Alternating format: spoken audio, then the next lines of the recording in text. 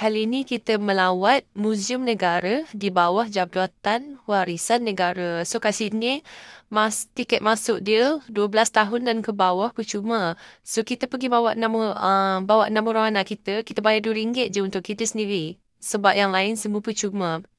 Okey, dah masuk ke dalam, dia ada 4 galeri yang terasing. Boleh masuk mana-mana pintu dulu, tak kisah. Asalkan yang mula-mula study, bayar tiket lah.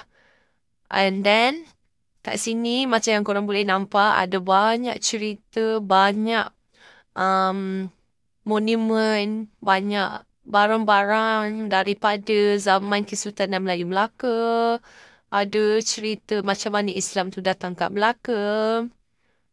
Cerita pasal Sultan-Sultan dulu. Ada banyak keris-keris yang Sultan dulu lah. Kat sini juga kita boleh nampak ada singgah sana Kesultanan Perak yang tadi tu, yang Kuting tu. Kat sini juga boleh nampak ada cerita pasal Belanda sikit. Kat sini baju macam baju yang perang tu kan. Ada tombak, ada keris, ada meriam. Tapi meriam dia macam kecil-kecil tau. Yang ni monumen je. Ni sebenarnya macam pintu gerbang. Pintu gerbang ni, walaupun dia monumen je, tapi dia menyerupai yang asal punya dekat daripada Kedah. So, korang boleh tengok. Tapi kita try ketuk-ketuk, dia memang macam batu betul tau, walaupun dibuat semula. So, korang boleh tengok kat sini Cantik kan? Pintu gerbang tu.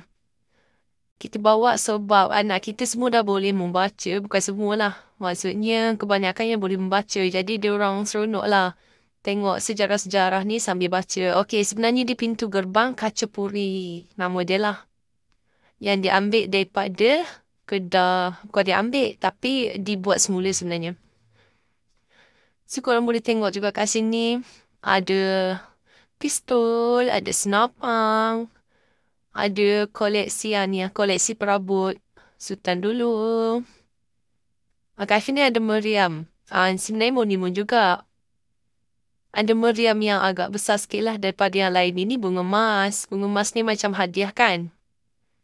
Macam apa panggil? Ufti.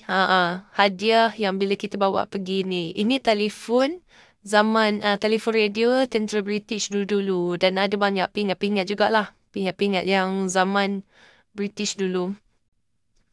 Lepas tu, kita tengok juga kat sini macam ada laluan kaca tau korang. Dia macam seram sikit nak lalu sebab takut jatuh ke bawah. Tapi okey je sebenarnya. Cuma kena hati-hati lah kan.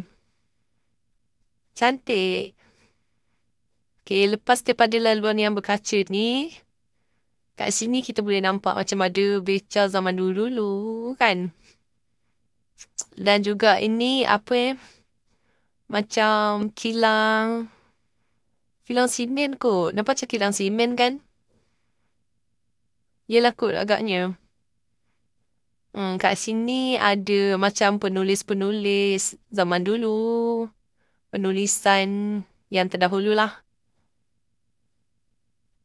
Kalau jalan depan lagi, dia banyak kat sini dah banyak cerita pasal macam mana terbentuknya tanah Melayu kat sini. So ada yang pasal merdeka, macam mana perjanjian-perjanjian kemerdekaan. Kat sini banyaklah dah ujung-ujung ni. Ini tak silap macam galeri C ke D macam tu sebab dia kan macam 2 tingkat. So galeri A dengan B dekat bawah, galeri C dengan D dekat bahagian atas. So ni dah hujung-hujung yang sebelum kita orang keluar lah. Kat sini dah ada cerita pasal terbentuknya Malaysia. Kalau tadi yang Persekutuan Tanah Melayu, kat sini dah sampai Malaysia. Dan juga cerita pasal tapak warisan UNESCO.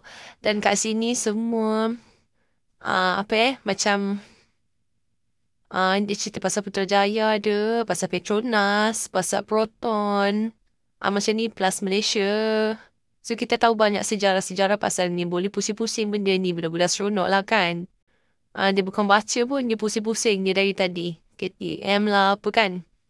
Banyaklah sejarah pasal Malaysia.